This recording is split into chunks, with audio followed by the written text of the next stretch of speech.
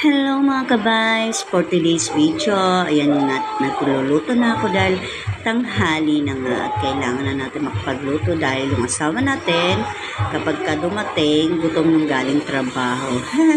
Puti na nga lang at dyan siya nagtatrabaho sa kapitbahay lang namin. Ang lapit no?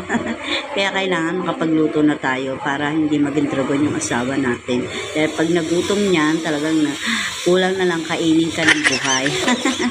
Kailangan natin mag-isa, ayan, at mag-ano, hiwa-hiwa. Ikitin nyo naman, di ba, ang bilis-bilis ko mag-hiwa, buti na nga lang, at hindi nahihiwa yung kamay ko. Haray, sakit kaya, nung pagka nahihiwa yung kamay mo, dugo-dugo talaga mga ka-vibes. Ayan, kailangan natin magdali, di ba? Para anong oras pa lang, alas 11 pa lang makapagluto na ako. Kasi mga ka-vibes, isang araw, talagang anong oras na, launa na, siguro alas 2 na yata kami kumain. Kasi hindi ko na mamalayan talaga yung oras na anong tanghali na pala. Nako, hirap talaga ng mga ka-vibes kapag wala kang orasan sa bahay mo. Nakakaloka, may ganito kang bahay pero wala kang malang orasan, pambili ng orasan. Ayan, kailangan na natin magluto. Ayan, magigisa na tayo dyan mga ka-vibes. Ayan. Alam nyo ba mga ka-vibes na inuuna ko yung sibuyas kasi mabango siya. Hindi totoo yan. Mabango siya.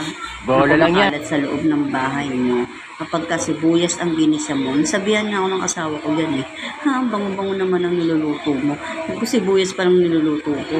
Ang bango nga, parang ano ka, sabi niya sa akin. Sinungaling daw yung gano'n. Ang dami niyang alam talaga, no, mga kapay. May mga mapamay pa silang nalalamang gano'n. Pagka mabango daw yung ginigisa mong ulam, sinungaling ka daw. Napakagaling mo raw nagsinungaling. Parang naman natotoo yun, no. Hindi naman ako batikan na sinungaling na tao, no. Ayoko kaya ng gano'n, no. Kasi sinungaling kapatid ng magnanakaw yan. Saka hindi naman din ako magnanakaw. Ayan nga, ganda na nga, magigisa na nga tayo at kung saan na napupunta yung mga sinasabi natin. Wala namang kapupulutan na aral. Ito nga, oh. Diba? Hindi sa tayo magluluto tayo ng ginisang sayote na may giniling. Ayan mga ka-vibes. Ayan ang lulutuin natin for today's video. Ayan, nahirapan na ako mag-video eh. Hirap talaga, no? Pag ikaw yung, nag-create ka ng video, yung ikaw lang mismo nag-video sa sarili mo. Ayan. Kahirap nga talaga mag-video. Sino nakaka-relate dito, mga kananay?